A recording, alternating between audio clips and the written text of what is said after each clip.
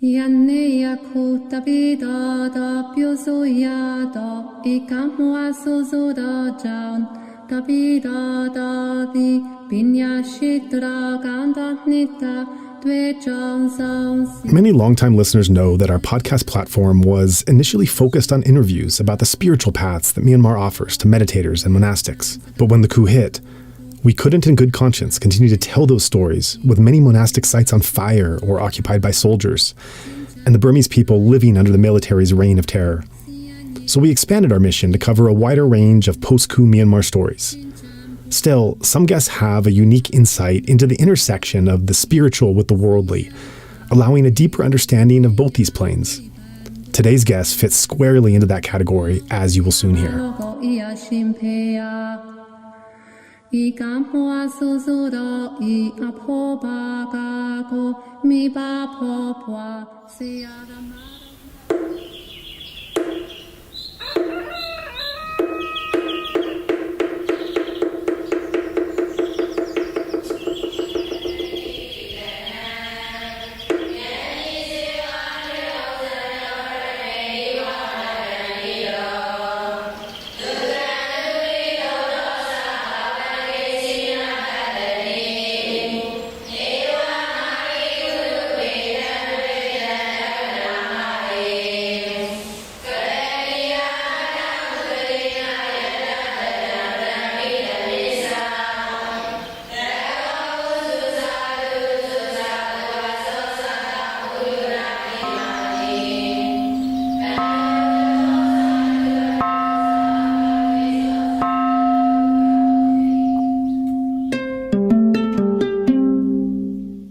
Pleased to be joined on this episode of Inside Myanmar podcast with our guest, Ariya Bauman, who will take some time to talk about her background and spiritual journey in Myanmar. So, Ariya, thank you so much for being here with us. And thank you for giving me this opportunity to share something about my life and my practice. Right. And I think there are some listeners out there who know about your teaching and your practice, have maybe even gone to your retreats. But I think many, myself included, probably don't know exactly where you came from and how you ended up to be where you were leading those retreats and practicing in Myanmar. So can you take us back to where it all began, to your early years and your first inklings of your spiritual quest? All right, yes. I was born in Switzerland in a town called Winterthur. I have two brothers, which are younger than me. Growing up in a loving family, my parents were very kind and they took us out into nature, going hiking in the mountains, skiing in wintertime. And I went to school. So my upbringing was Protestant. My mother was Catholic, my father Protestant, and I got the regular religious education at school and at the church. And it was in my teenage years that I started to have these questions about God and the world. And being taught, there is this God loving everybody. But then I asked myself, how can this loving God allow so many children in Africa to starve and die from hunger? How can this loving God allow all these conflicts and wars going on in this world? And so with this, I started to read books about different other religions, about different philosophies. And what I also was thinking was that if such a thing like God or a higher power or absolute love really does exist, then it must be something that every person should be able to experience for themselves. And not only some special people having an experience of God or this absolute power. And so when reading these books on different religions, philosophies, I came across Buddhist books, and there was presented a way or a practice. By doing it, one could experience and realize for oneself, what really exists, what is real. And so this made me interested, and with the guidance, instructions from the books, I started to practice meditation for myself. And I also came across a little booklet which had short texts from different religions, spiritual traditions.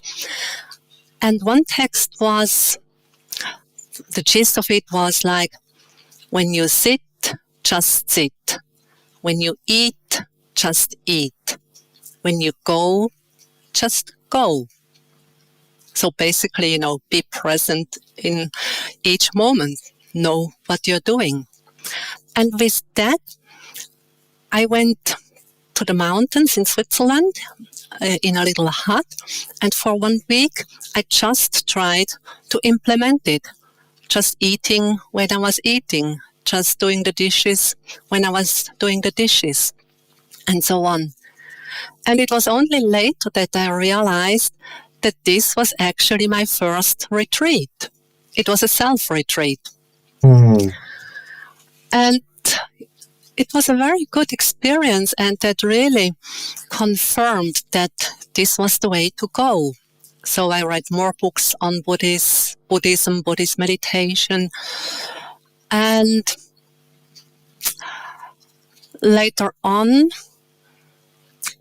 that was in the late 80s in Switzerland, and, Buddhist meditation was not really popular or available. But after I finished my studies, I was studying at the conservatory in Zurich to become a music and dance education teacher. I worked for a few years, but then I kind of thought, I need to see the world. I need to see what is going on out there. So I quit everything, and with my backpack, I started traveling.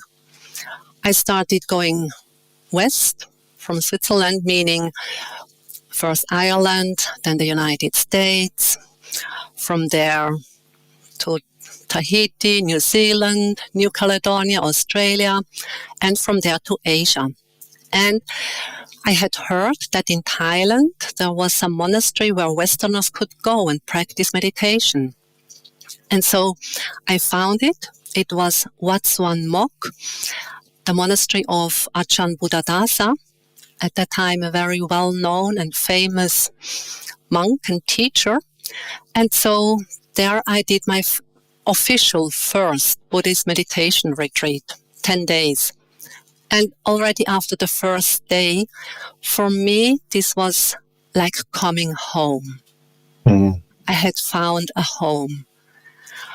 And when the 10 days were finished, I didn't want to leave. It was just like, well, this is the best thing you can do.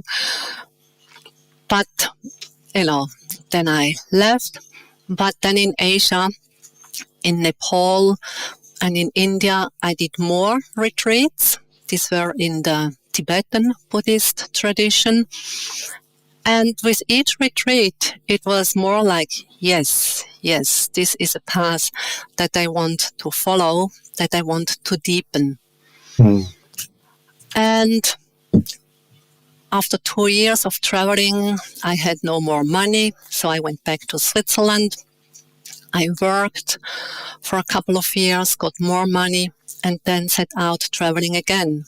And in these 2 years, I was meditating. I had found a meditation group in Zurich. But, my hunger for more meditation was very big. So I went to Asia again, did some more retreats in the Tibetan Buddhist tradition. I did also some trekking in the Indian Himalayas. And I met an Australian man. I fell in love. And So later on, I went to Australia to be with him. And he was working, during the week. I was at his home, and I was practicing meditation, basically all day long. It was very nice. It was very good. On weekends, he sometimes invited friends, and we would go bush hiking. And one of these friends saw the tanka that I had bought in Dharamsala. And he knew what the tanka was. So he asked, are you meditating? Are you Buddhist? I said, yes. And so I asked him, well, do you know if there is a retreat going on soon here in Australia? And he said, as a matter of fact, yes. In about 10 days, a Burmese meditation teacher is coming to teach a retreat. And he gave me the name of the managers. So I called and they said, yes, there is a space free. And so I went to that retreat. And by that time, I was not really fixed on any particular Buddhist tradition or any particular form of meditation. And so I thought, okay, Burmese meditation teacher, let's see what he teaches. And this Burmese meditation teacher was Sayadaw U Janaka. He spoke good English, and he taught in the Mahasi method. And I found it very strange to have the instructions to slow down all the actions and movements in the day-to-day activities, which is a particular instruction in the Mahasi tradition. But, I was not aware of that at that time yet, because I had done so many different retreats in different traditions. In Thailand, in the Tibetan tradition, I had also done a Zen retreat. And in no retreat did I get these instructions of slowing down. So I found, well, this is maybe for beginners, but I am no beginner. I know how to meditate. And we had a private individual interview each day with Sayadaw U Janaka, and we had to report about our experiences in sitting meditation, in walking meditation, and in mindfulness in the daily activities. So, of course, I had not much to report about my mindfulness in the daily activities. And each day he would say, well, try to slow down more in your day-to-day activities. I said, with hands in Anjali, yes, Sayadaw. But I left the room and thought, no, that's not for me. That's for the beginners. And another particular thing was the fact when Sayadaw U Janaka gave a Dhamma talk, he talked very, very slowly, like this. And then he was also repeating things that he had said. For me, it was like having said something in green and then the same thing in yellow and the third time in red. So I remember I was sitting there in these Dhamma talks and thinking, come on, speak a bit faster. Because he just talked for 1 hour. And I thought if he was talking faster, he could say more. Because what he was saying was good. And then when he was repeating, going over the same thing again, I was, oh, no, I have, I have understood, go on, not necessary. And so this happened 3-4 days. And then the next day, when I came to my interview with him, before I could even open my mouth, he just looked at me into my eyes and he asked, do you know why I talk so slowly? Can you imagine in that moment? I mean, all my jaw almost dropped. And I figured, how can he know my thoughts? I had made no comment to him. And that was the moment I realized, well, maybe this little fat man knows a bit more than I think he knows. And, then I had to give my report. And as usual, at the end, he said, please try to slow down more and more in your daily activities.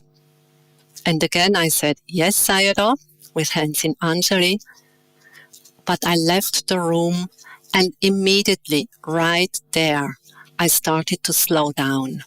Walking around slowly, stretching my hand slowly, taking the cup very mindfully, slowly. And because, I thought, well, this is, only for beginners. But in that moment, I thought, well, at least I should try to see for myself. If it's beneficial, all the better. If it's not beneficial, if it's not helpful, well, at least I can say I have tried it out myself. And so, then within 24 hours, it was unbelievable how beneficial that was. My meditation deepened, very quickly. My concentration became much deeper. The mind became clearer. Mindfulness became so sharp and accurate. I could barely believe it that this was possible by the simple fact of slowing down and being more present, more mindful. And then, in the days that follows during that retreat, Sayadaw, of course, realized, how my practice took off. And at the end of the retreat, he said, well, would you like to come to my center in Burma and meditate for a bit longer? And I was in a meditative high, and I said, yes, Sayadaw, I'll be coming.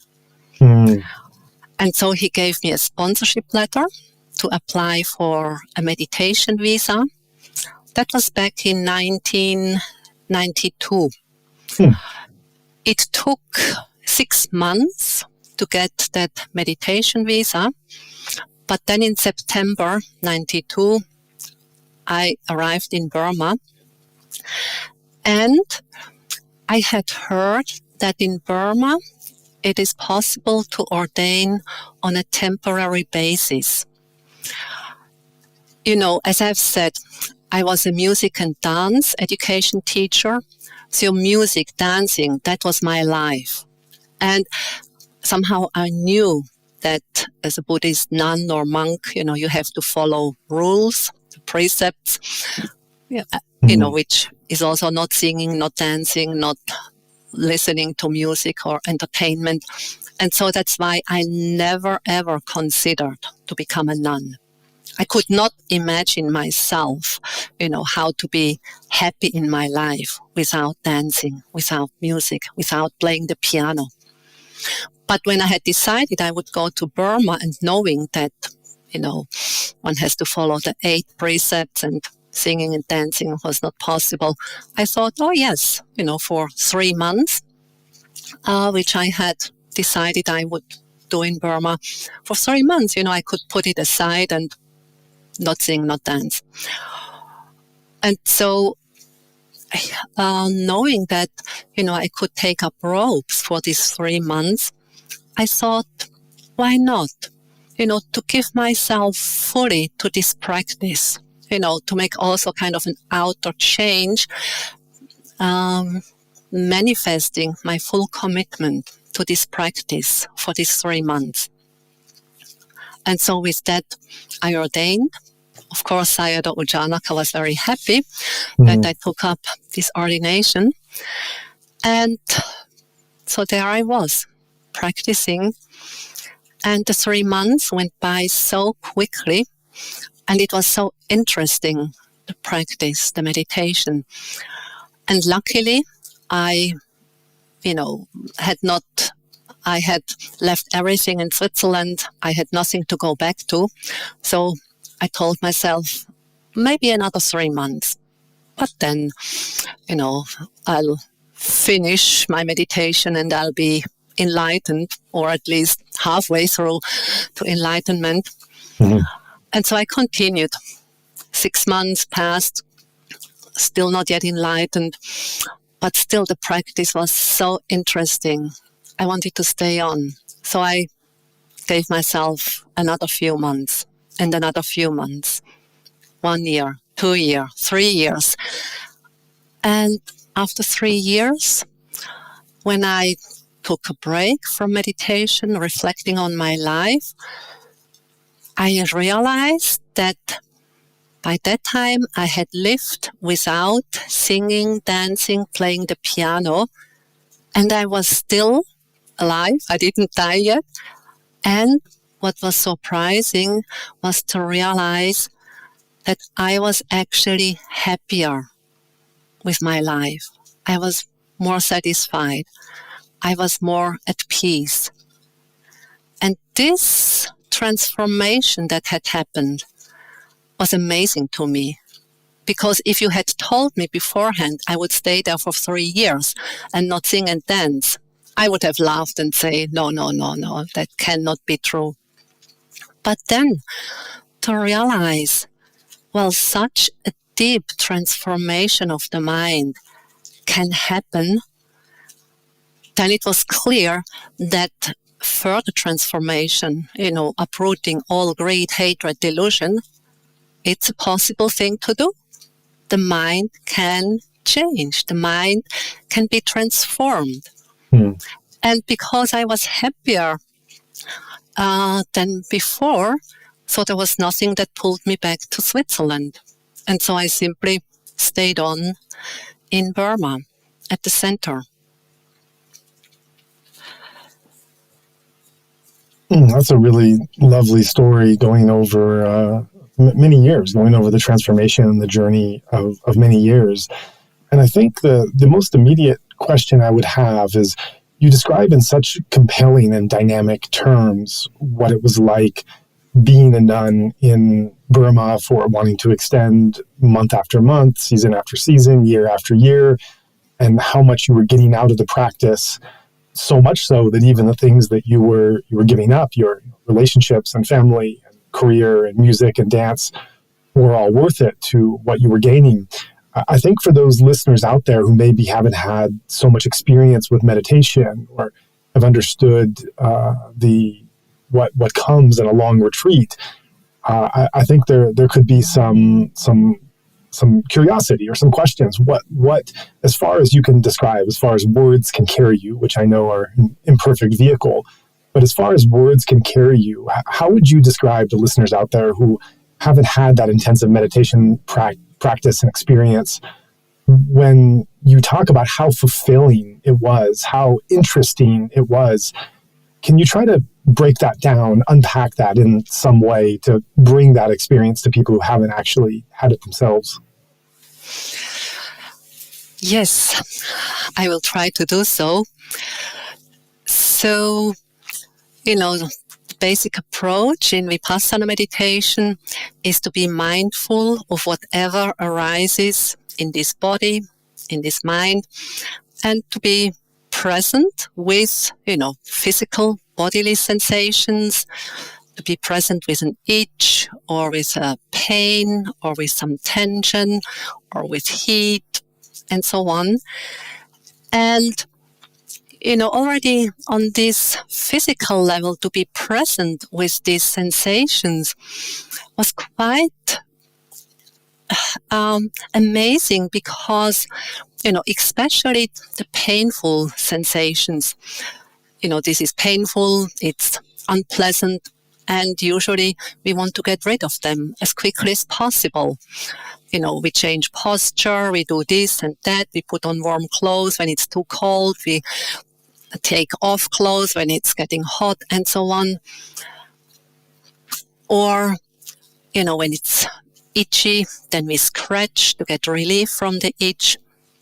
But, in meditation, you try to be with that unpleasant, uncomfortable sensation and to watch it, first it's maybe the arm is itching, the concept of the arm. But then as I was just being with that itchy sensation, it was not this solid block of itchiness, but it fell into little kind of pieces of itchy, tiny little sensations. And then with deeper concentration, it was like each of these little tiny itchy sensation was actually arising and passing away, replaced by the next one, arising and passing away. And going further into this, all of a sudden there was just these tiny little sensations which felt itchy, but there was no more arm. The concept of arm had gone, but these sensations were there. This is what was happening. So I mean, having grown up with this body and, having used it for moving around and also dancing and so on. So this gave a completely new view on the body, on this physicality.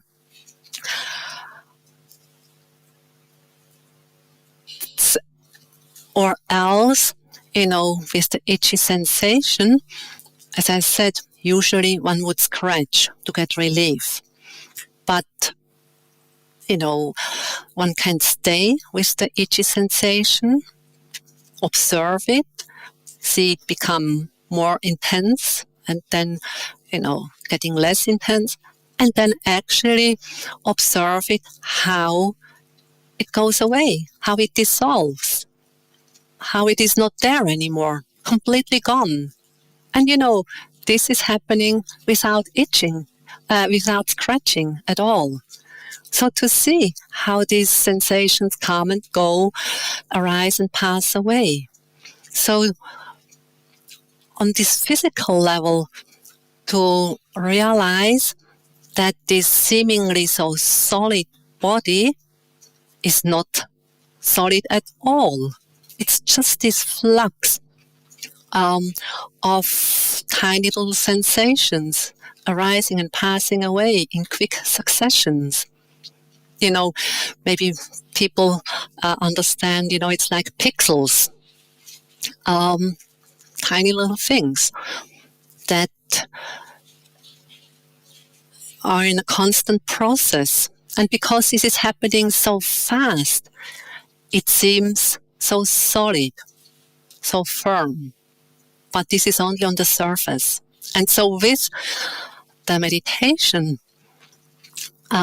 mindfulness and concentration and, looking carefully, this is like a microscope or becoming like an electronic microscope to see more and more deeply into the true nature of this body, of physical processes. On the level of the mind, also so many interesting discoveries, experiences, to see thoughts coming and going, emotions, arising, getting intense, changing into something else. And by simply being present and observing them, also seeing them how they dissolve and they're not completely gone. So also to see that this thing called mind is also something very fluid, in constant process. And to see there is no solid core. There is not this thing called mind. It's not a substantial entity that is located somewhere. But it's this process, that happens because of sensory impressions. What I see, what I hear, then this causes thoughts and mental images and emotions to arise.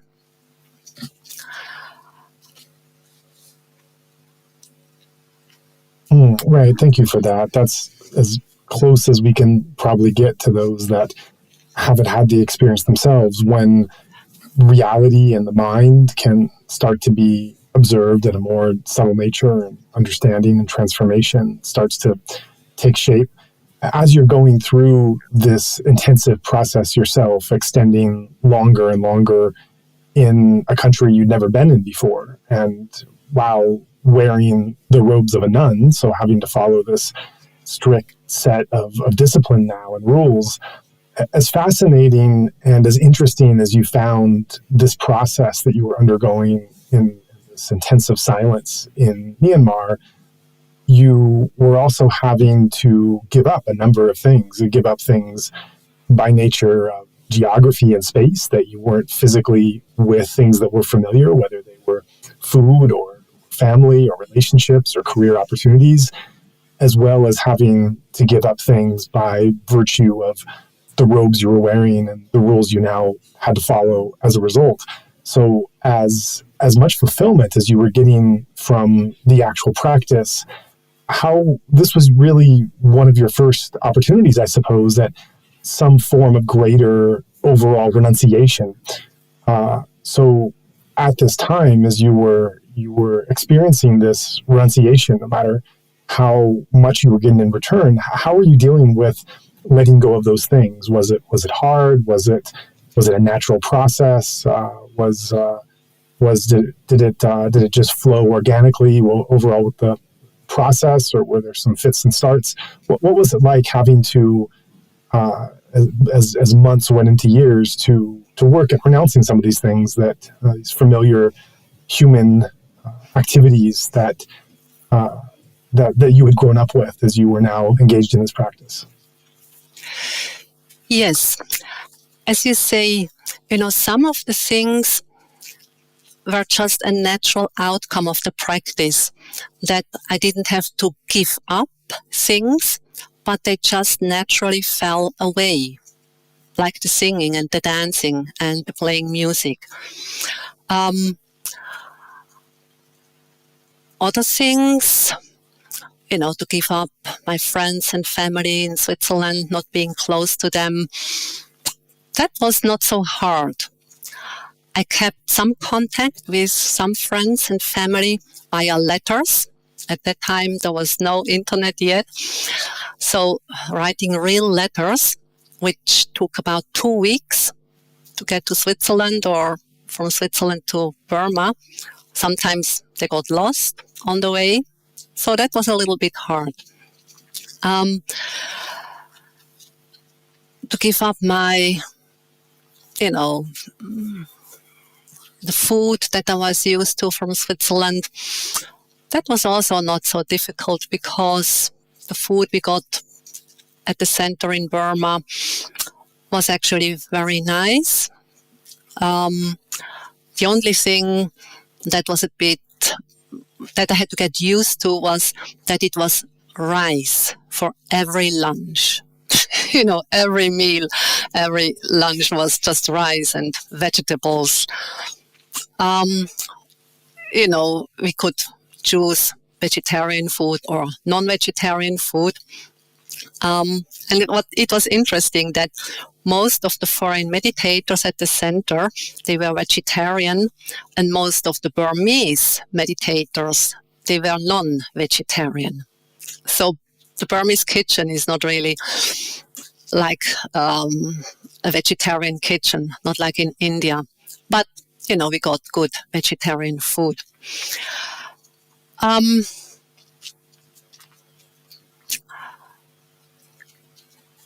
As I've said, when I was younger with the family and later on with friends, I went hiking in Switzerland, the mountains, or skiing in wintertime. So these outdoor things I missed. In Burma, I could not even leave the center without asking for permission to go outside. So that was a bit strange, as a emancipated Western woman, to ask for permission to go out. That was a bit special. But, I just put up with that, not being able to go for hikes, to go outside into nature. It was only later on, after 10 years in Burma, when I started teaching, going, either to Europe or to Australia to teach retreats, then I would take the opportunity to go hiking a bit with my friends. And that was a very nice change or opportunity to do so, which I really appreciated. And as the years went by, whenever I went to the West to teach retreats, I would also always take some time for hiking, to go out in nature, which for me was just another form of meditating or being mindful. And, hiking, walking, and, hiking in the mountains, going uphill, breathing, and being aware of your breath as you panting, up. So, for me, that was always just kind of to do applied walking meditation out in nature. And I thought, it is. It's also good for your health. That was something I was very lucky in all my years in Burma. I didn't get sick many times. Other people, Westerners in Burma, they had much more problem, digestive problems or other problems. But my health was quite robust. I stayed quite healthy throughout all these years in Burma. But I think, after the first 10 years, when I took the opportunity to engage in some physical exercise when I was in the West, that also helped to keep my health strong. One aspect where I really had to let go was my lay clothes or having to put on the robes. And in Burma, the nuns, they wear pink. The blouse, the upper robes are pink, and the longi or sarong, orange. And these two colors, pink and orange, first of all, I thought they do not really match. They do not go well together. And these are the two only colors I was never wearing in my life as a lay person. So I had to wear these colors I really didn't like.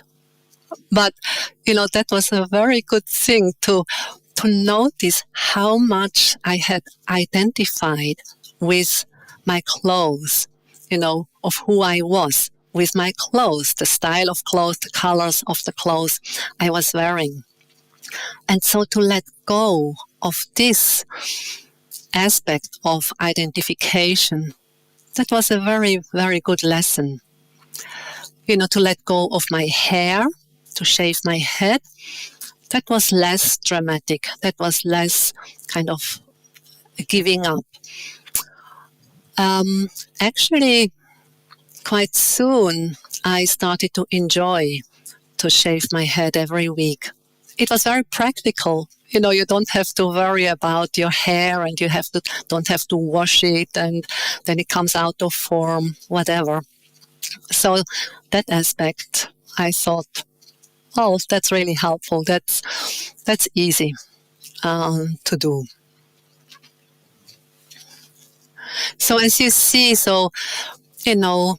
most of the things kind of naturally happened. It was a natural process of just shedding things that were no longer really important in my life. and a few things, that I had to let go of and just adjust to it. Right. This was such a big transformation in your life, this move to Burma and what it became. And so I think it's worth looking at from these different perspectives and memories. And we've been talking a bit about you as the subject and about your inside your mind and your practice and your habits. I want to broaden the focus and look at the context in which you were in, your interaction with Burmese people, with Burmese Buddhist culture, with a Burmese Buddhist monastery and teacher that you were interacting with. I know that since this fateful trip, you've had 3+ decades of deep meditative and Buddhist interaction with all aspects of society and the monkhood and everything else. So it might be difficult to remember those initial impressions. Just had so many memories that have filled since.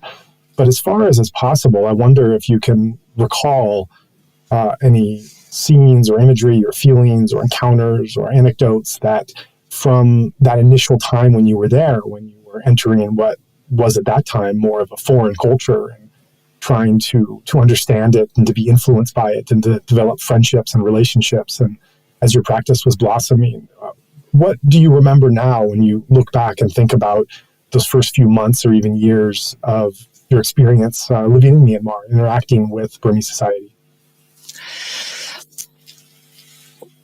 What struck me kind of first was the fact that in the meditation center, the monastery where I was practicing, and with me there were many other, Burmese people, Westerners practicing, and the hierarchy that existed, like the Burmese people, meditators, when they were listening to a Dhamma talk, or when there was a celebration going on where we foreigners also participated.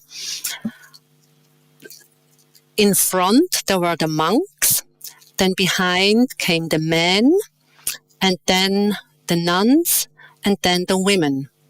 And so when I saw that, my mind went rebellious and thinking, how come that even laymen sit in front of the nuns?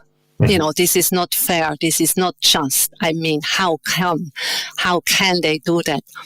And this was something that bugged me quite a bit. And in my meditations, I thought, this needs to be changed, I mean, nuns behind the men, putting the men higher than nuns, And I thought, how to do. And, when I took little breaks of my intensive meditation, I went to the kitchen to help prepare the food or dessert. And so I started to pick up Burmese. That's how I started the Burmese language. And with that, I got a little bit more insight into Burmese society, Burmese culture. And later on, when Sayadaw U Janaka sent me to the newly established forest center in Mobi, about 30 kilometers north of Yangon, he sent me there to be the translator for foreign meditators because the Sayadaw there, the teacher, did not speak English. And in the meantime, I had made contact with a Burmese woman. She was also a meditator at the center. Her name is Mimi. And she had also invited me to her home, to her family. And so with that, I got more insight into Burmese culture, society. And so then I kind of realized that, I had this thought, well, now, coming out of intensive meditation, I have to change Burmese society, put women at their place, But then I realized how, can I as one single Western woman change a Burmese society that has grown into this way for centuries. You know, this needs a bit longer to, transform society. But then being in the position of being the translator for the foreign meditators at the Forest Center, I was also the manager for these foreigners, taking care of them and giving little instructions and things like that.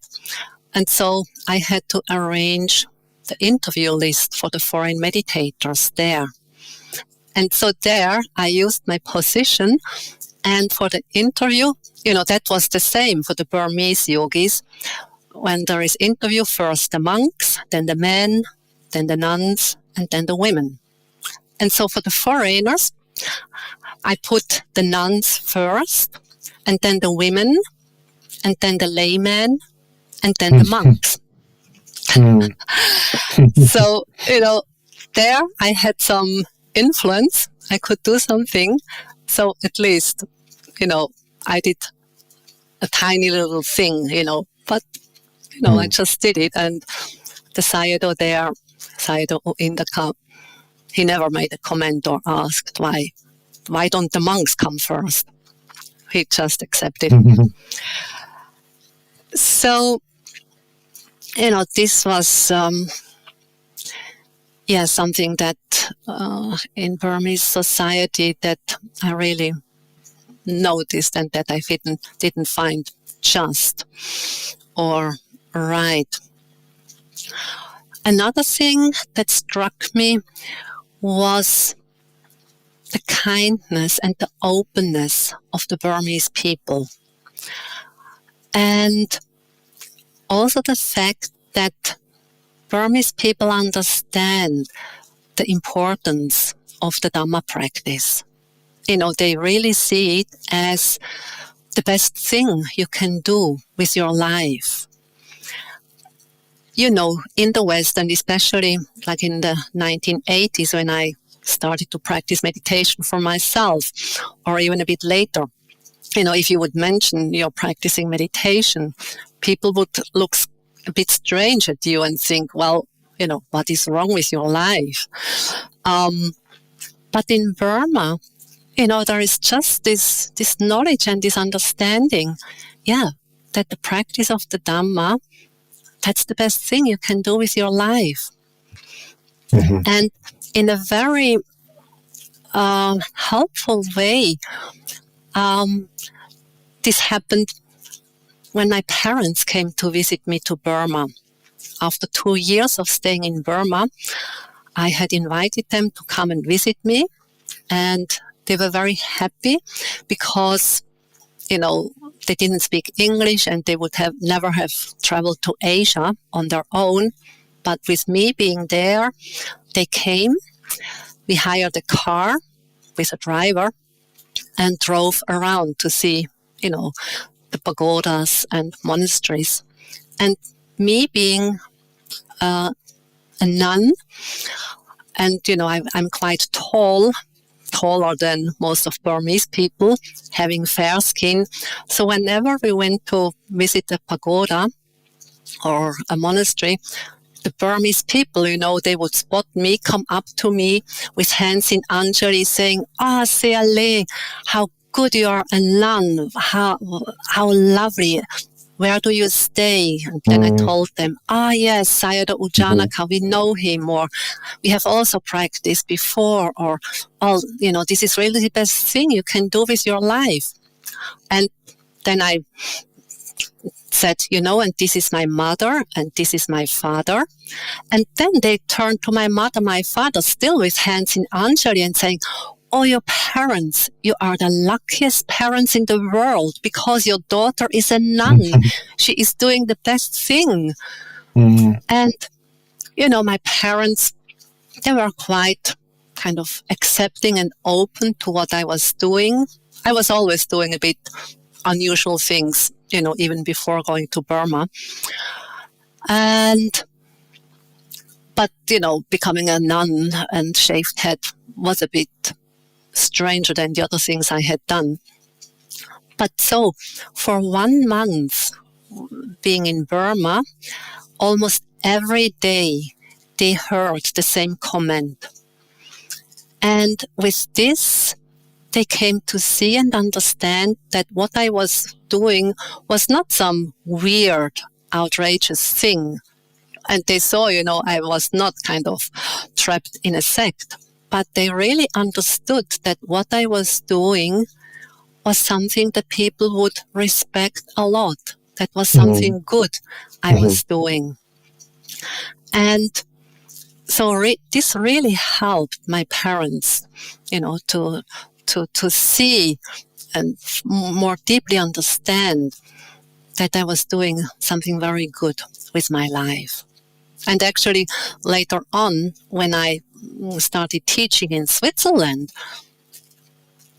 when I arrived in Switzerland, and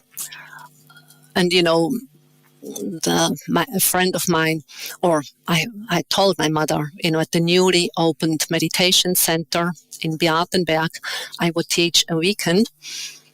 So when I got to Switzerland and I would stay with my parents to get over the jet lag, then my mother said, and you know what?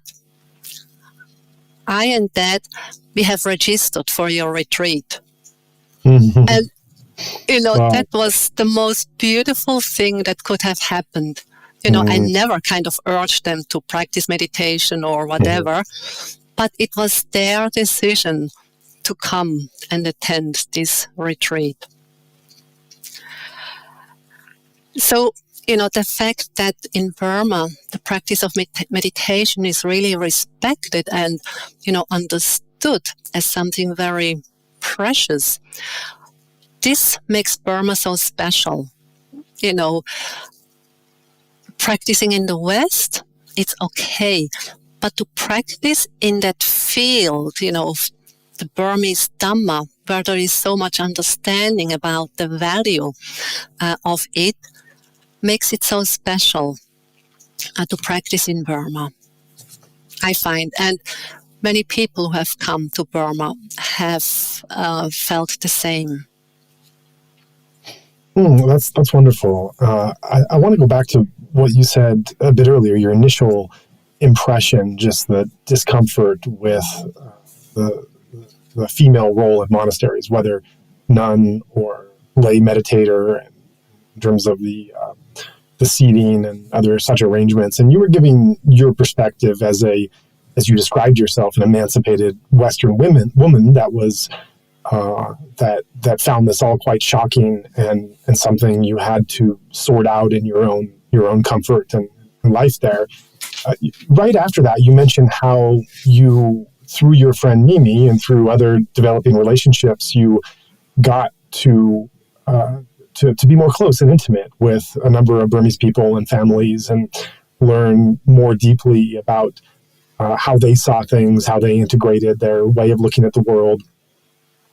As you developed these friendships, did you also talk to them about some of your concerns or discomfort with the role of lay women meditators or nuns in monasteries? And I'm wondering what, as you develop these friendships, they likely would have confided in you or shared their own feelings or perspectives in ways that maybe they wouldn't be so outspoken in greater Burmese society. So as you started to make these deeper friendships and understand the Burmese perspective on these gender roles and issues, especially as it pertains to monastery life, what did you find their views were? Did they share your concern or discomfort, or were they looking at it another way?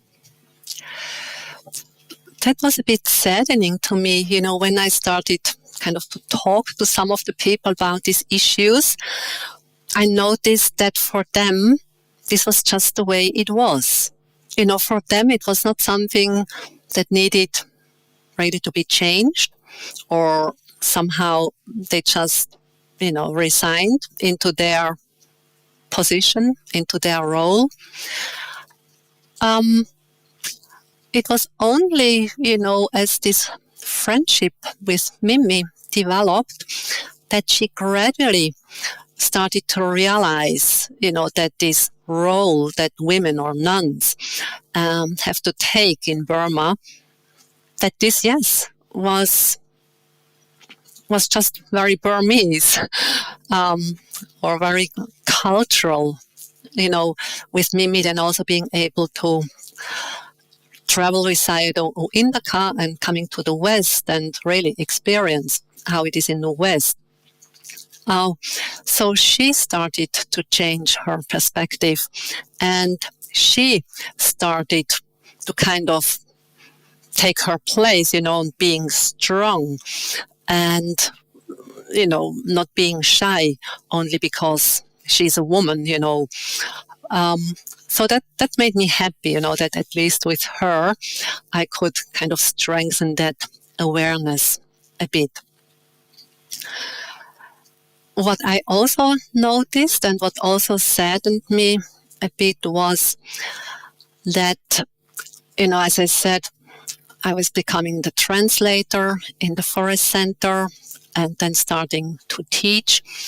And in Burmese meditation centers, basically it's the monks that teach.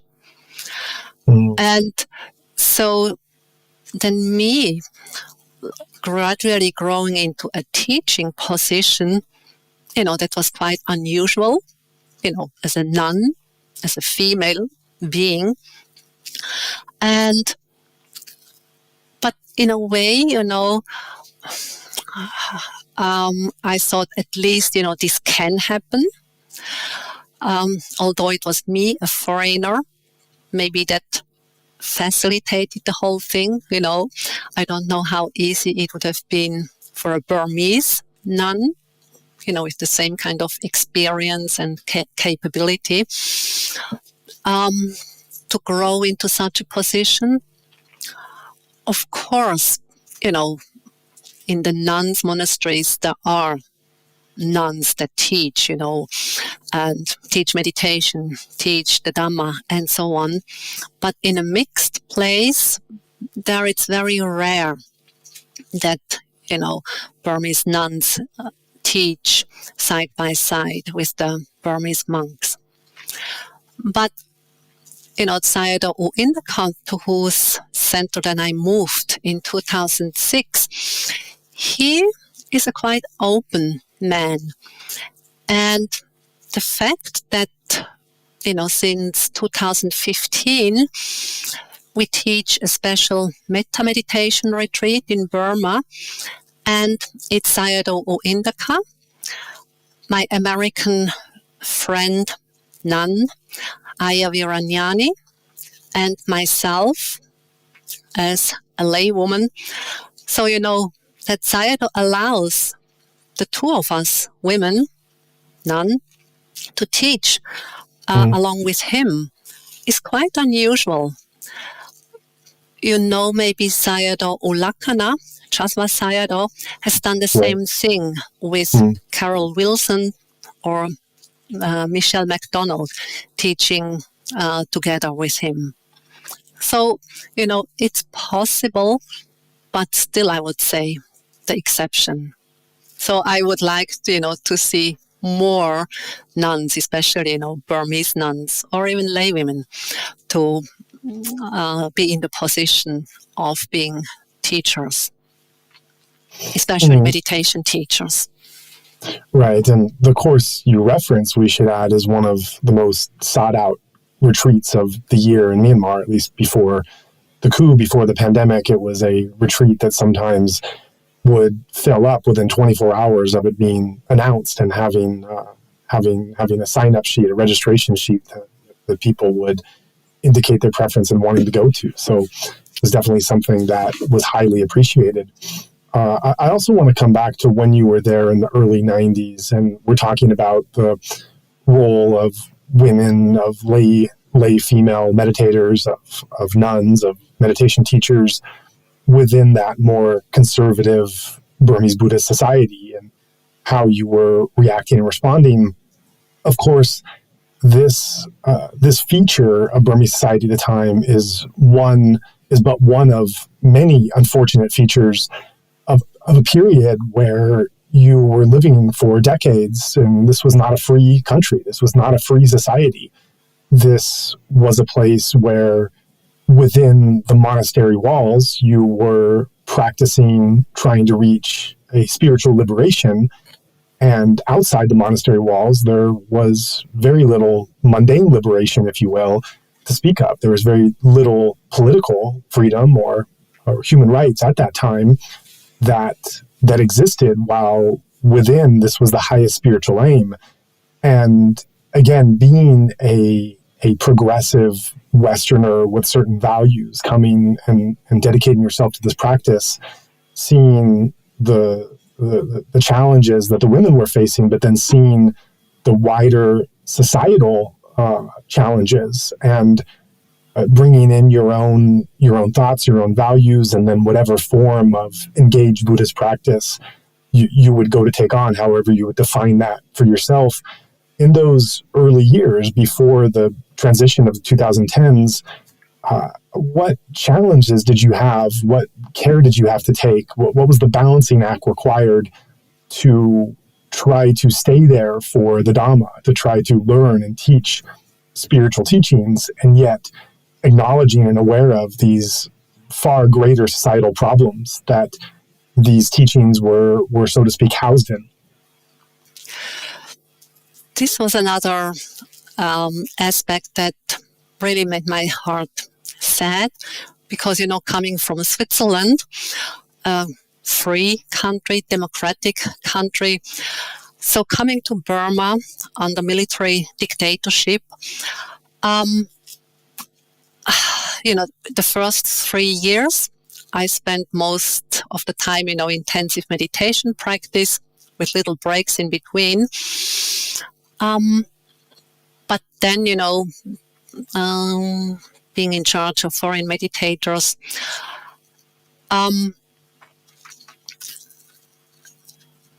talking more to people, and especially my friend Mimi. So I noticed, that basically in the monastery meditation center, nobody spoke about politics. So one day I asked Mimi, well, actually, what do you think about, the military, or who governs the country? And she just put her finger in front of her mouth and said, "Shh, we cannot talk about this." Even in the monasteries, meditation centers, there are spies. So we have to be very careful. Yeah. And that was it. And so, not to put Burmese people into danger or, difficult situation, I simply did not ask any further. I didn't want to put them into danger. But one amusing episode was in the forest center in Mobi. At one time, an American woman came to the center, and she said that she wanted to practice meditation for 5 days.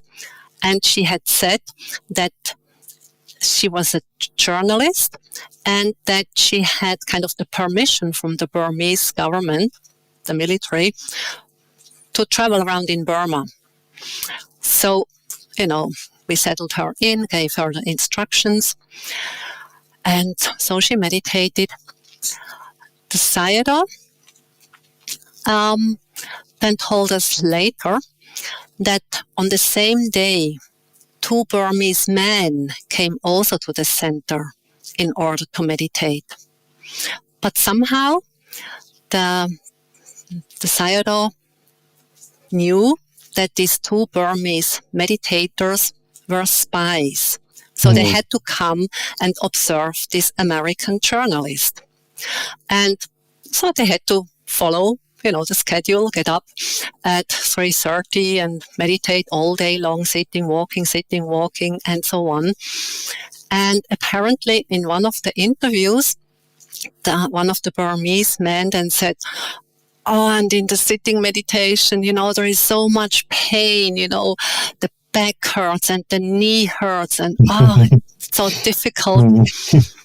And apparently decided, he just made a comment, something like, oh, well, it's easier to observe others than to observe what is going on in your body and mind.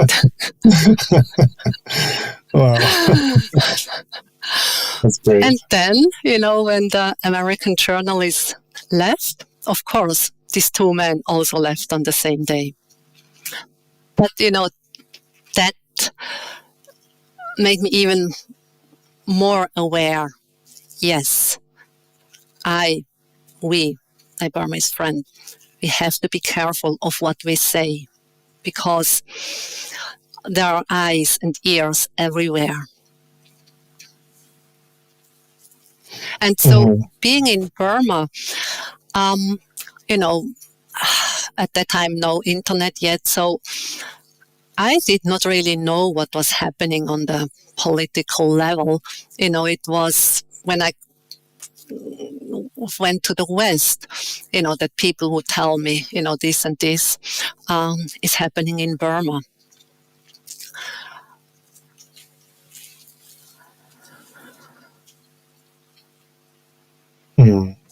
Right, I see. I want to jump ahead a little for a moment. I do want to go back and look at the spiritual journey that you described starting. Just want to telegraph for the audience the two different planes we're trying to work with. They do cross over, and yet they have their own paths and trajectories. We have your own spiritual journey and experience growing from being a lay meditator to a nun to a teacher. And yet this is also happening simultaneous as the political reality and the nature of society and government is changing over the course of years and decades while you're living there. And while we're on this topic, I want to jump ahead to the transition period. And as you had spent so long, almost 20 years, or perhaps about 20 years exactly, in the country before the transition happened, you really had a front row seat to what it was like trying to practice Dhamma, to teach Dhamma, to be on a spiritual path, as so much in society was unsafe and unstable. And then in the 2010s, we saw an opening, a partial democracy, an attempt, a fits and starts of trying to create greater democracy and stability that hadn't been there before. I'm just wondering, from your perspective, as you were around during that time, how did, and I know that your perspective is not one of political or society or worldly life, but certainly the life of the world does bleed over beyond the walls, into the walls, and into the monasteries and nunneries and meditation centers. And so as you continued with your practice and your teaching, and yet society around started to change, did that impact what you were able to do within the monastery and the courses? Did that change in society result in any change within the monastery walls as well, from your perspective and experience? This opening, this change that happened politically in Burma or Myanmar did bring more, how should I say, the Burmese people that came to the monastery, to the meditation center, either, to practice meditation, or donors offering a meal, making other offerings to the center. That changed quite a bit, whereas before people were dressed very traditionally. The men in longi and shirt, the women in their longis and their angis, their blouses, just that. But then with the opening, young people started to come for a meal dana in jeans and kind of Western style clothes, even dresses, and the hair changed. Young people started to dye their hair. The black hair was dyed blonde or white or kind of henna brown, whatever. Handbags wear kind of Western style handbags, sunglasses, Western style sunglasses. And later on, they were bringing in their mobile phones. So that was quite a change, quite a difference.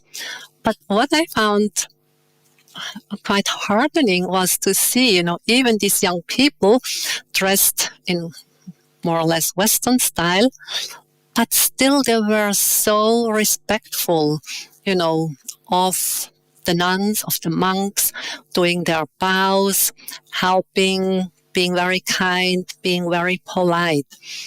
So that was kind of nice to see, the outer form changed, but kind of the values, they stayed. In regard to, the practice in the center, I mean, that stayed more or less the same. The practice of meditation is just the practice of meditation. You get up at 3:30 and meditate all day long until 9:30 at night.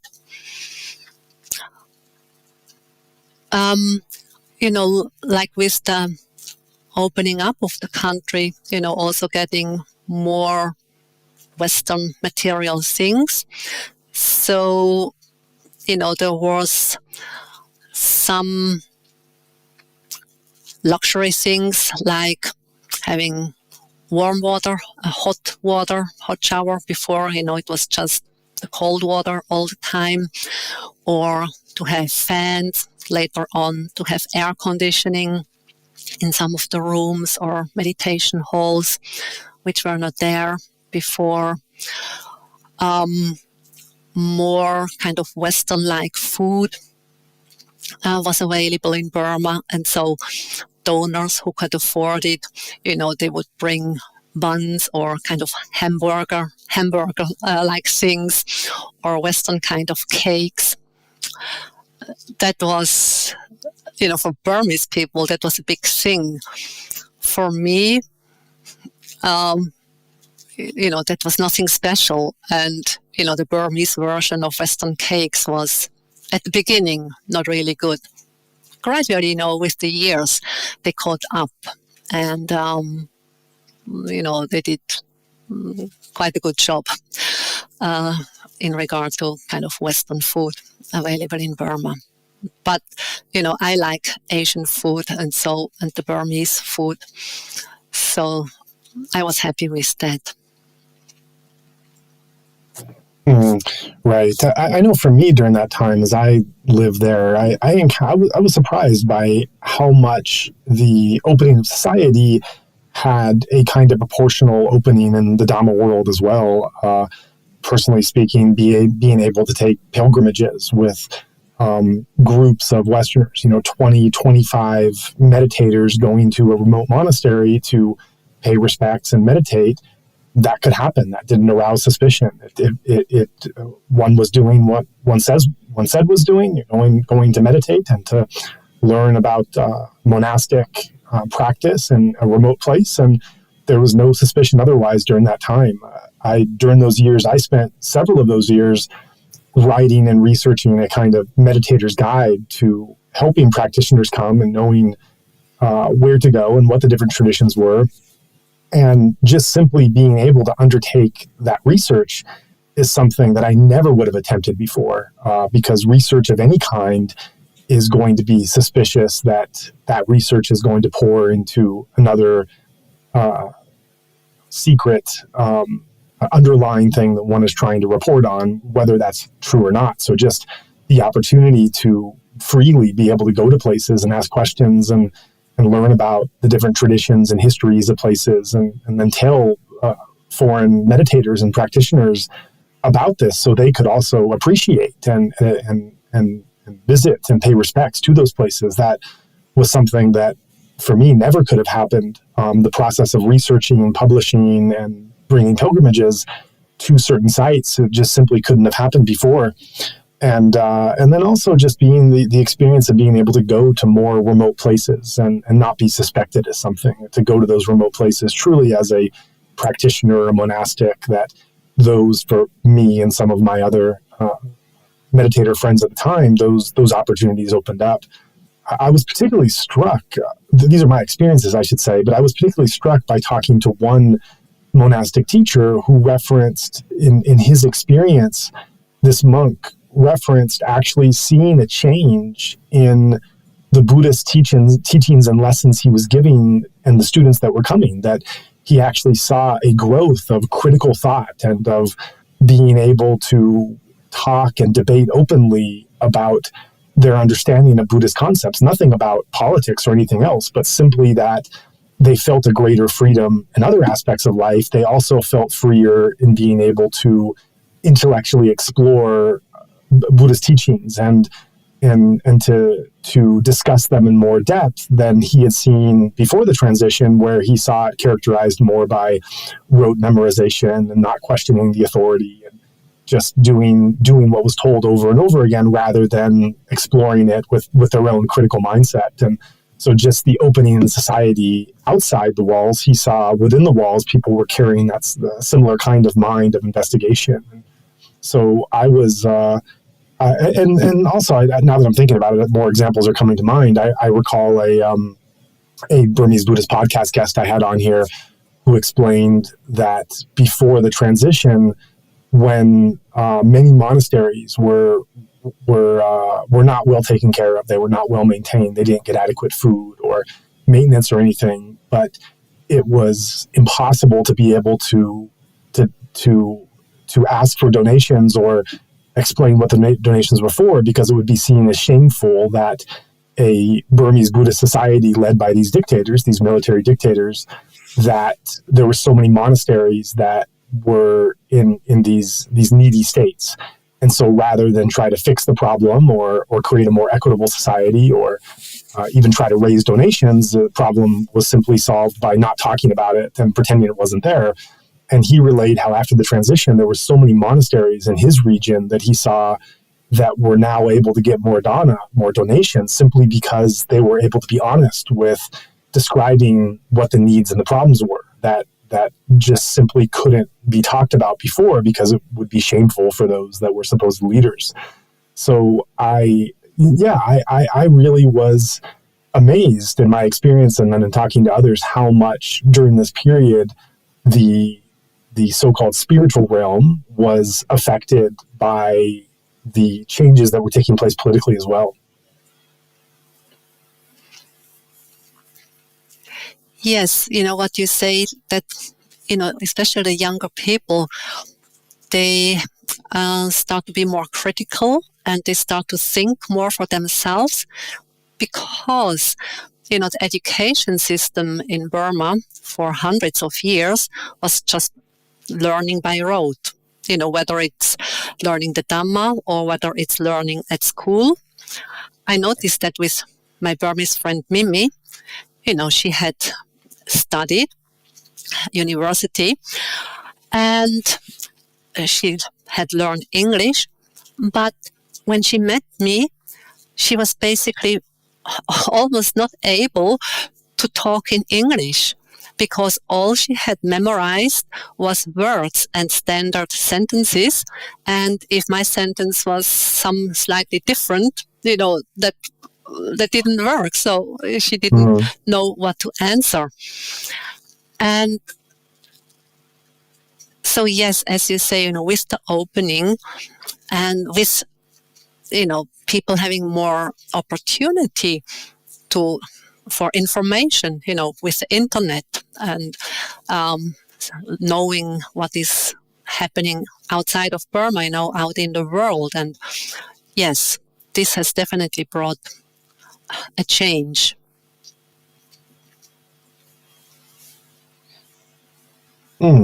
Right. So I want to get back to your own track, your spiritual journey. We left off when you had come from Australia to spend what you thought was a few months, and then a temporary ordination, and then a few more months, and then a few more years.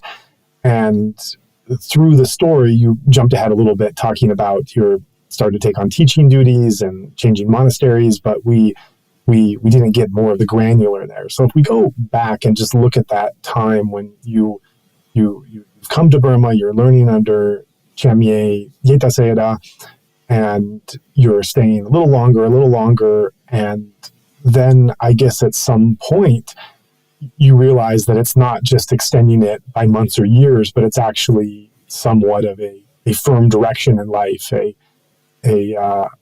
course direction, a course change or shift from where you thought you were going. And I imagine there might have been a greater commitment or dedication to that development. So when that started to happen, can you take us back there? When did you realize that this was not an experience you were simply extending, but it was actually a new way of life now? And then how did you start to adapt and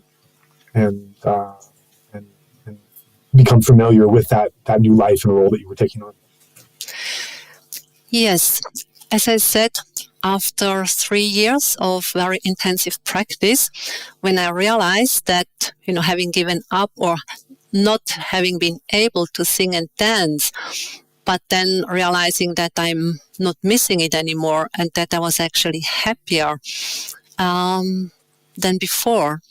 So that was kind of a turning point. And as I said, I just stayed on in Burma, getting more into a teaching position. And it was in 2000 or 1999 that I got the first, that I was asked to teach a retreat in Australia. And, I was never kind of hoping or thinking I want to make a career with teaching meditation.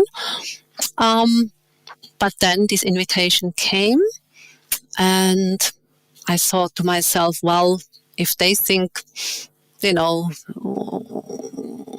me to come and teach, why not? And so I had to go via Sayadaw U Janaka, Chamye Sayadaw. I told him, and kind of, I didn't know how to put it. If I had to ask him, well, Sayadaw, do you think I'm able to teach, or will you give me permission to teach, or whatever? So I just put forth the fact that I was invited to teach, and without hesitating, he just said, yes, you go and teach this retreat.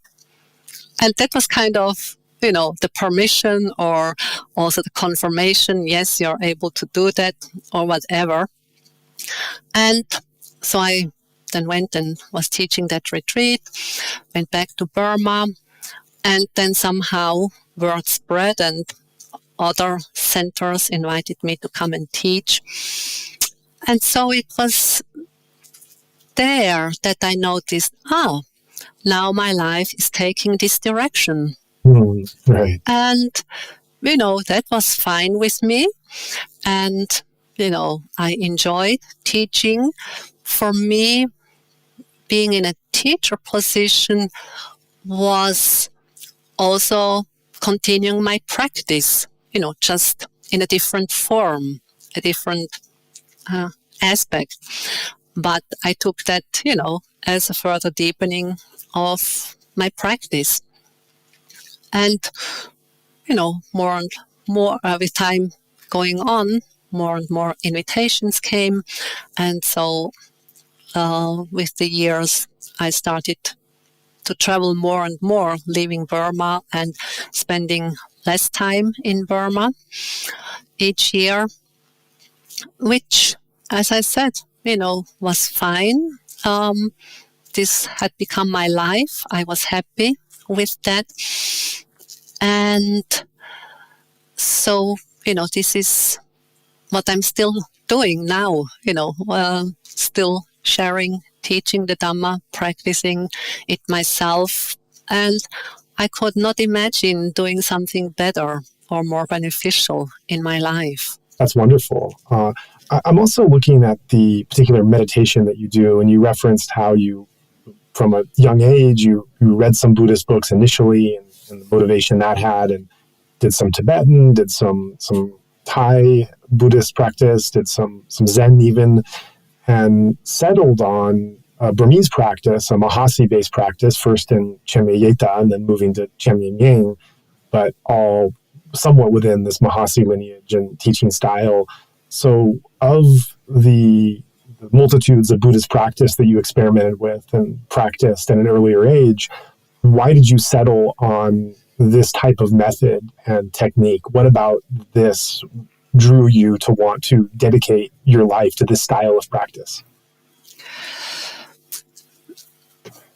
I think what attracted me so much with this particular method or practice, it's the very simplicity of the practice, of not needing, to have much knowledge about the Buddha's teaching or the Buddhist philosophy,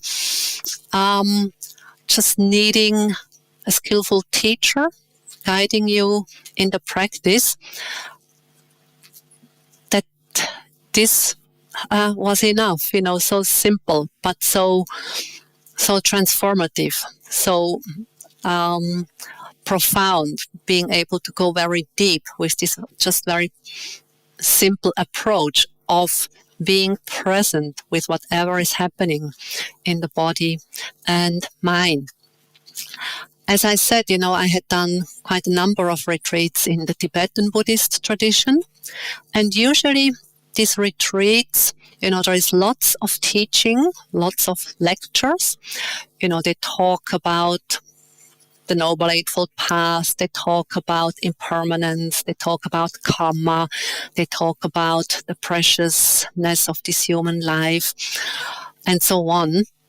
And I must say, actually, I had found this quite helpful because it gave me some idea of, the Buddha's teaching and of the cosmology in Buddhism. And then they also talked about emptiness and so on. But after, some retreats, after some years of doing retreats in the tradition, again, it was like, well, intellectually, I know about emptiness, shunyata, or I know about impermanence. But, the intellectual knowledge is not enough. That doesn't really lead to this deeper understanding. It doesn't really lead to a deeper transformation. And so it was around that time, that I was thinking, well, what else would there be in terms of meditation practice, that would enable me to make these experiences of, you call it emptiness or not self, and so on, myself. And this was the time I met Sayadaw U Janaka, and that brought me to Burma. So it was like, when I was open to something else, the method that suited me most appeared at that time. And that's then how I ended up in Burma. Right.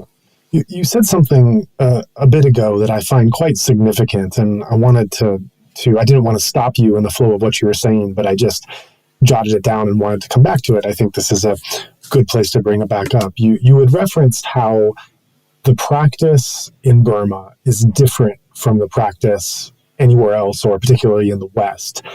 And this is interesting because on one hand, it in some ways, maybe superficially, it contradicts something you said about the transition period, how the practice is the practice. Whatever's going on outside, you're still following a basic schedule and timetable and set of instructions. Going deeper, I think there does differences and understanding does come out. But I wanted to follow up with that statement and to learn in some more detail and background. You've spent so much of your life living in the West and living in Myanmar and practicing in both places. And when you talk about what one is able to gain, or what you specifically can gain, or students that you've worked with by actually making that, and this is of course pre-pandemic, pre-coup, making that decision to spend the money and travel halfway across the world and be in a different place to do essentially the same practice.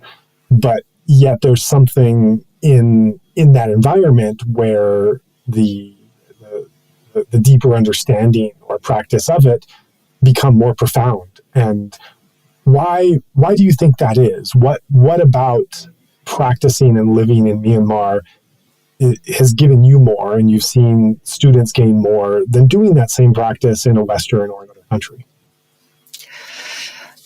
Yes, this is something, you could say there is something in the air that is different in Burma than it is, in a Western country when you practice.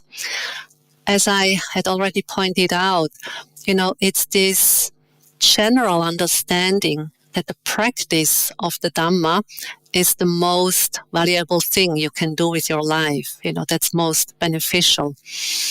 And, to see the people who come, for example, to offer a food dana in the center, they bring their whole family, their family clan, their friends, they stand at the entrance of the dining hall, and with hands in Anjali, they, watch the meditators go into the dining hall. They would walk around in the dining hall and, pour tea into your cup or do this. Or when they see that the bowl, with veggies is almost empty, they come and refill it.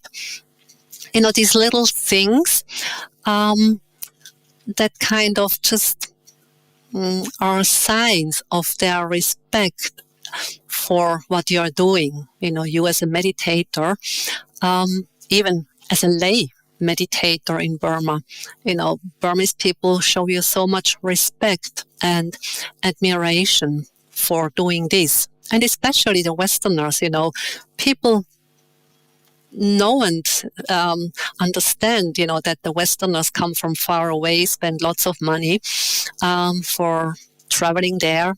And then, they have to put up with the heat and the mosquitoes and the food they are not used to and the cold water and so on. But still, the Westerners come and do the practice. And so they say, in terms of material things, in Burma, we cannot offer you, the foreigners, much. But we can offer you these facilities that you can practice the Dhamma. And for this, many Burmese people seem to be proud of that. This is something they can give, they can offer, offer also to the world. And so with this understanding, for most of the Burmese people, when you're there in Burma and you're practicing, you notice this, this respect, this admiration, and the value that people put into this practice. And somehow this is so encouraging. This is really uplifting. And for me, it has really helped me in times when I was struggling or, dealing with difficult emotional states or having to deal with lots of physical pain.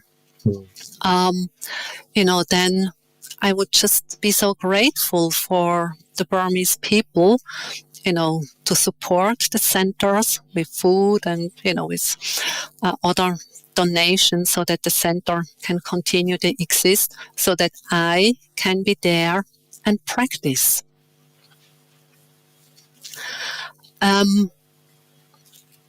So, as I said, other people, other Westerners who have come to practice, somehow they have made the same experience. They also feel that support and, the value that people place in the practice of the Dhamma. Right. And I think that's a beautiful characterization that you just provided. I think it's also a very poignant one for us to have in our minds today, because of course in the current situation, we don't know until when with the fallout of the coup, that Myanmar is no longer a place for the time being that foreigners can really very easily go and benefit spiritually from these priceless teachings that have been given for so many years, so unconditionally and generously.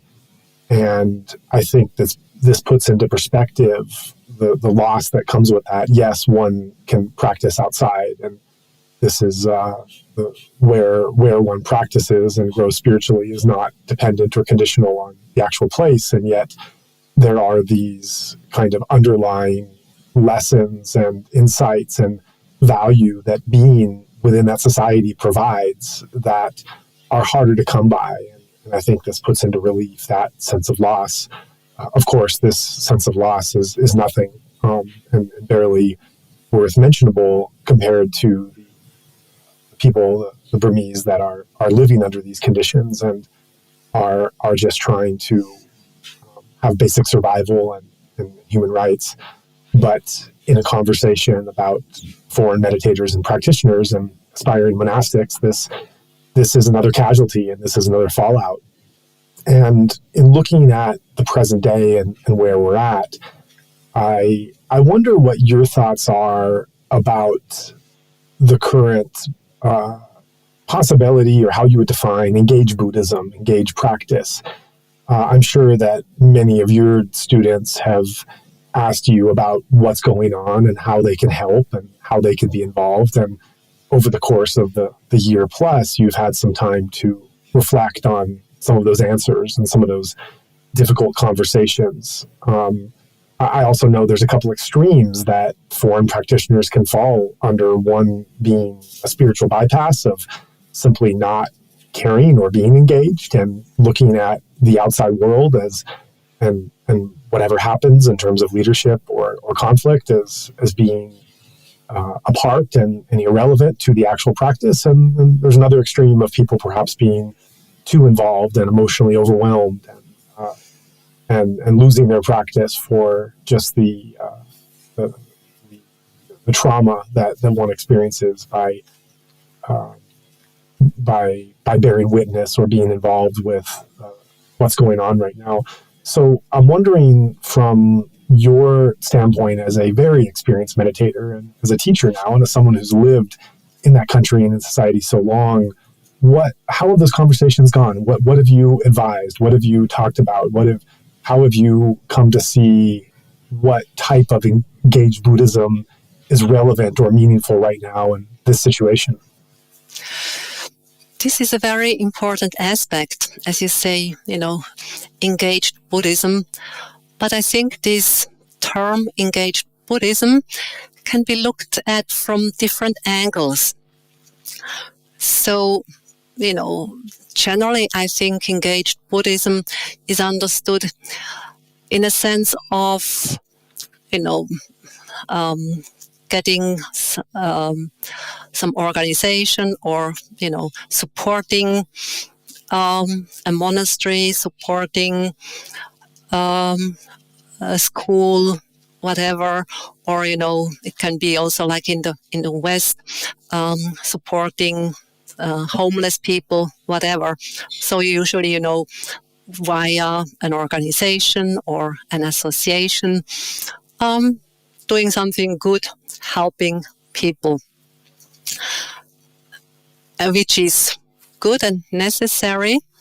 But then I also see engaged Buddhism on another level, which is, on a more individual level, which means that, each person who is practicing, hopefully, the practice does something, transforms something in that person. The person becomes kinder, more compassionate, sees things more clearly, more patient, more forgiving, reacting less angry, reacting less greedy. And so, then each person on a very small scale can be an engaged Buddhist in really putting into practice what insights or wisdom has arisen through the practice. or, seeing more clearly the interdependence of human beings, of living beings, or, natural resources available in this world. So to be engaged by manifesting these qualities that have been developed in meditation. And as I said, in small ways, engage in one's daily life. So to be forgiving and not get angry and upset if somebody jumps the queue in the supermarket, or be kind and let another person take the parking lot, or help an elderly woman crossing the street. So in these small ways, be engaged and put the teachings and your insights into practice. With engagement, on a more outgoing level, greater level, especially, having lived so many years in Burma. Of course, now with the military coup, my heart is bleeding, and I'm so sad about what is happening in Myanmar right now. But, over the years, we have been able to help and support various people, many nuns, but also lay people in Burma that we know. And this came about, through the practice in Burma, having, received so much from the Burmese people, all their support, and, they support the meditation center so that we foreigners can practice there. So naturally, there arose in me and in others the wish to give something back to the Burmese people. And this manifested in a first kind of bigger way when Cyclone Nargis swept over Myanmar in 2008, killing so many people, devastating villages, and creating so much suffering. And the Burmese government, basically doing nothing. And at that time, I got contacted by so many people, how can we help? And do you know an organization that is reliable, that helps the people in Burma? And, that was difficult. But anyhow, I was able, to collect money. I was actually teaching a 3-month retreat in Australia. And after the 3 months, end of June, I got so much money. And at that time, it was difficult to send to Burma. So I spontaneously booked a flight and went to Burma to bring all the money. And with the help of the Sayadaw and the monks, we distributed it, helped people rebuild their houses, and the nuns supporting them with food and so on, and medical help and so on. And so this was basically the beginning of our little project that we call Metta in Action. So, to put Metta, the good heart, into action and to help where help is needed. And so with the years, we have established, connections to many nunneries that we support and set up the medical clinic and so on. And so in this way, we are engaged in giving back something to the Burmese people. And we have this personal contact, so we know each person we offer the support to. And this is something, that is nice to do for us. We are a group of 6 people doing this, but also, that we are able to tell the people who offer the money to our little association, that each cent really goes to the people in Burma, because we don't take any money for traveling expenses or whatever, but that we are so happy to be the conduct, just to bring this dana, these offerings to the Burmese people. So I think in respect, to engage Buddhism, it needs both, more on a bigger level, doing it with a project, with an organization or association. But I think the smaller individual level should not be forgotten, because, what's the point of doing this practice if it doesn't transform you and if it doesn't manifest in the way you live your life? So you've had it's been nearly 30 years now to the day, I guess. If you went there in 1992, that's quite a lot of experience you've had in learning and reflecting and growing in Burmese society, Burmese Buddhist culture and monasteries. And you've shared during this interview many of the ways that you've been influenced and grown by that interaction and influence and experience. Looking at it cumulatively, reflecting on those 3 decades, and now you're, of course, not in Myanmar, yet you carry it very much in your heart, I'm sure, and in your practice. Reflecting on those 30 years and on how that's transformed you, what you've learned, how it's influenced you, not just the teachings, but the actual cultural part, the people, the interactions, the experience of being there, which can't be replicated. How would you characterize what that cumulative experience has taught you? Looking back at those 30 years in totality, what have you taken away as some of the primary values and orientation towards life that you can firmly say, this came from my experience in Myanmar. This is something Myanmar gave me that I carry with me every day to this day going forward? One thing is the openness, the friendliness of the people that really has had a big influence on me.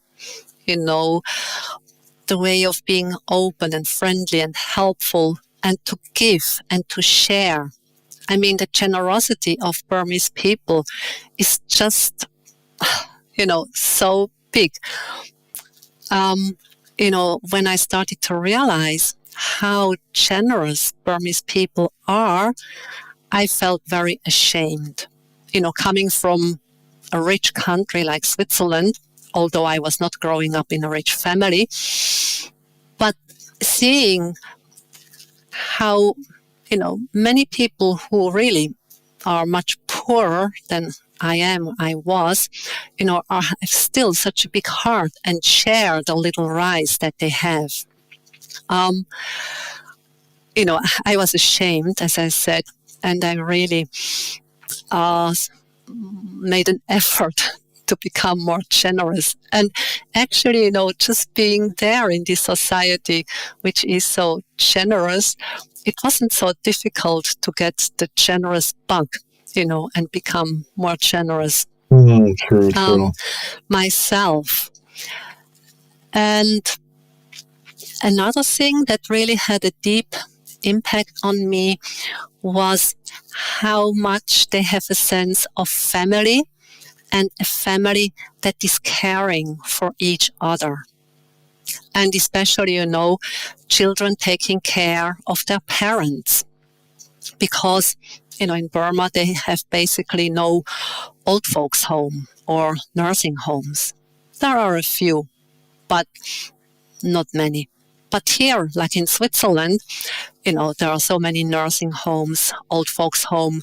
And, this is kind of the natural thing when people get old and, cannot care for themselves anymore. They go into an old folks home and there they get the necessary care. It's very unlikely that children take care of their parents. But, of course, this all has also to do with Western lifestyle. You have to work, you have to get money so that you can pay your flat and your car and your holidays and so on. But seeing, the respect that Burmese people have for their parents or, for elderly people in general, again, this had a deep impact on me.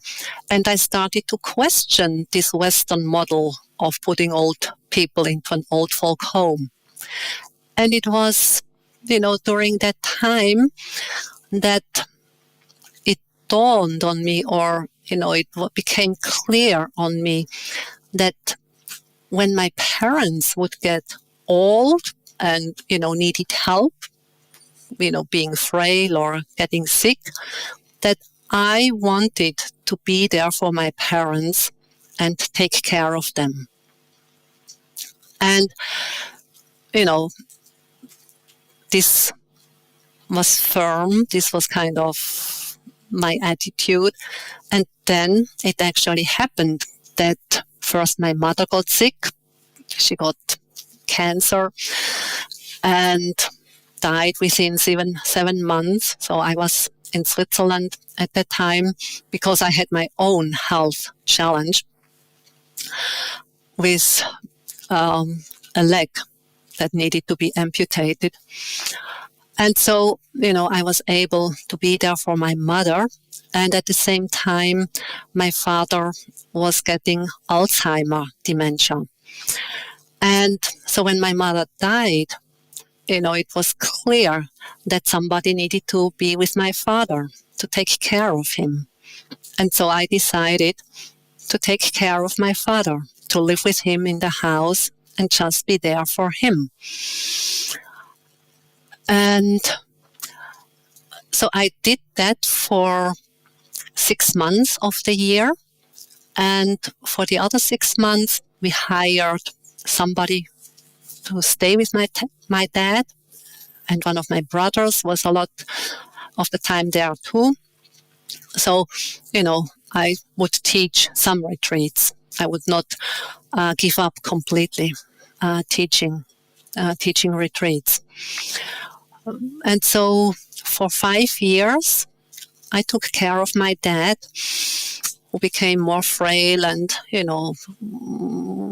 Alzheimer got stronger, and until he finally died 2.5 years ago.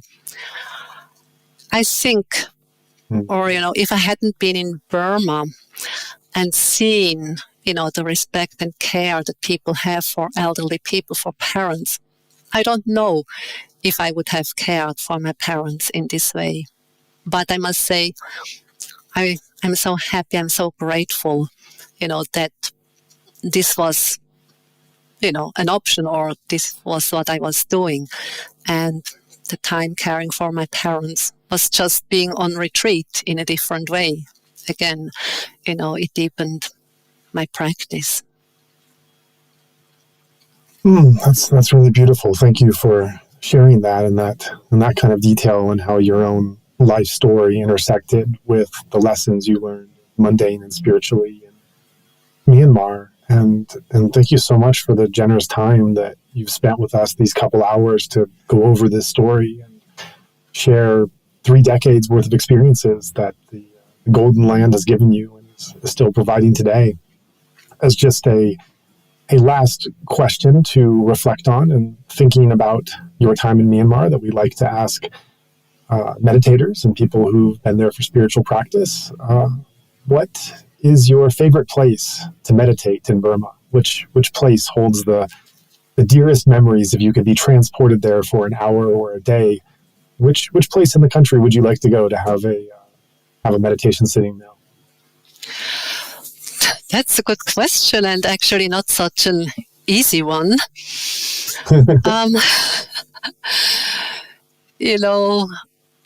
There are so many beautiful places. I have traveled quite a bit, kind of pilgrimages, going to different parts in Myanmar, in different places.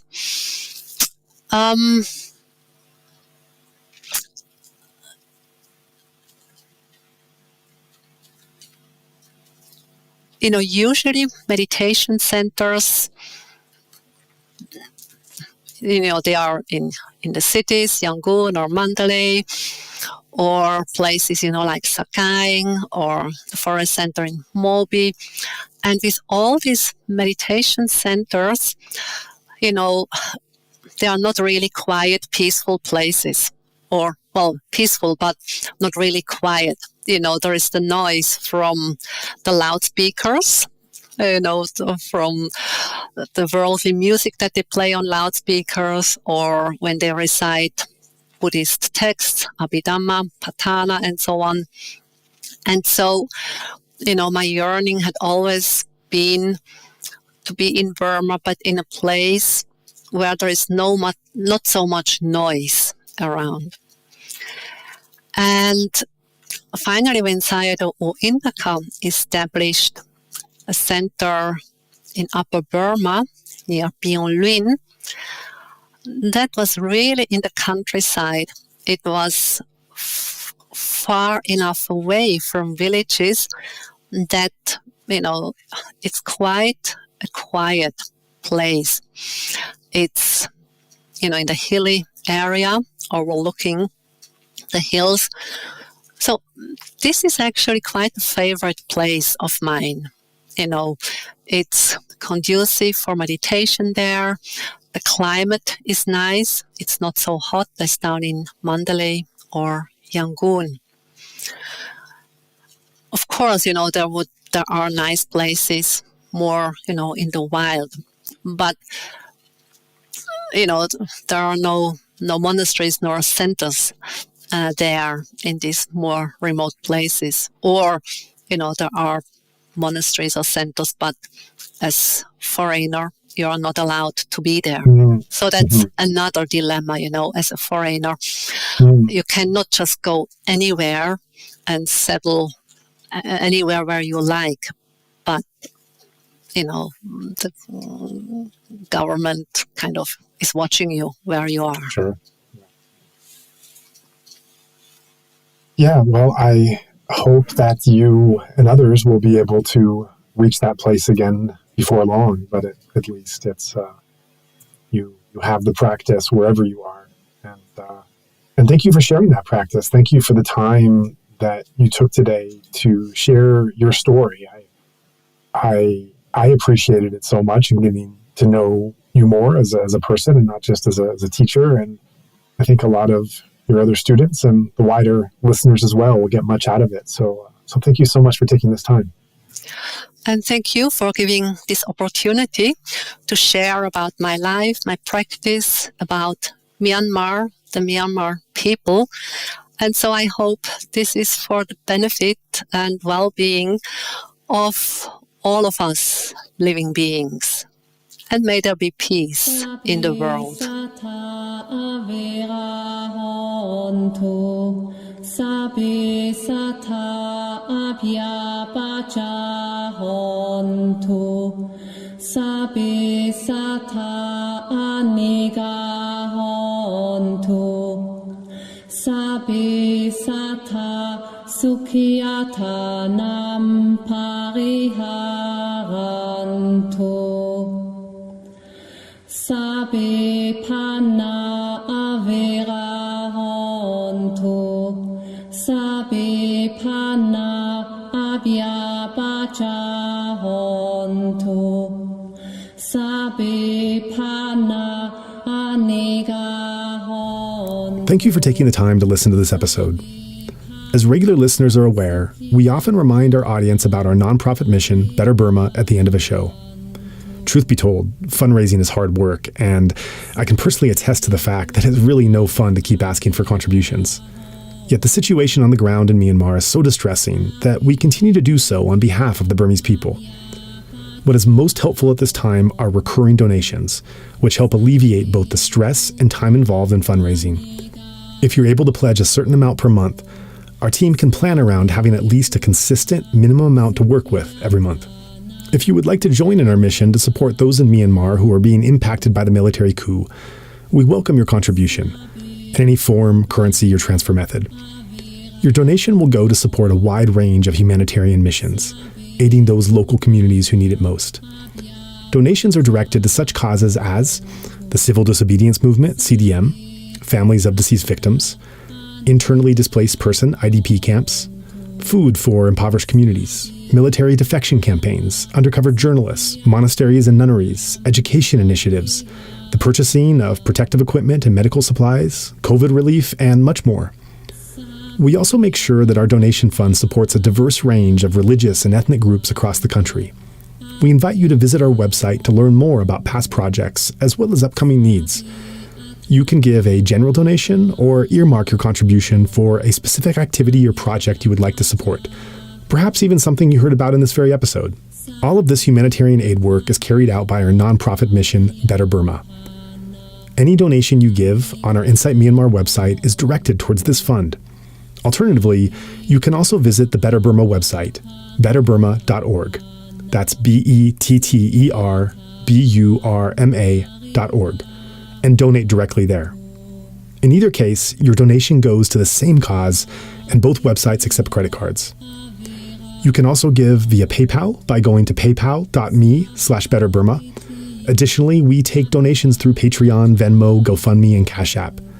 Simply search Better Burma on each platform and you'll find our account. You can also visit either the Insight Myanmar or Better Burma websites for specific links to those respective accounts, or email us at info@betterburma.org. If you'd like to give it another way, please contact us. Thank you so much for your kind consideration and support.